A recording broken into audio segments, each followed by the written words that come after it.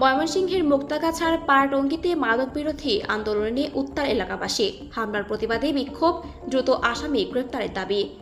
মোহাম্মদ মোবাশ্বির হোসাইন,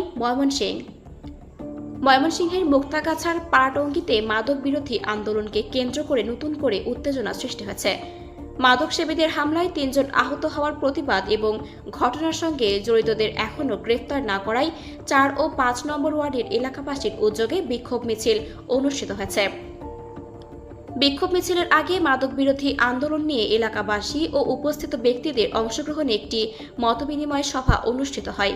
সভায় এলাকার মাদক পরিস্থিতি, মাদক সেবীদের বিরুদ্ধে চলমান সামাজিক প্রতিরোধ এবং সাম্প্রতিক হামলার ঘটনা নিয়ে আলোচনা করা হয়।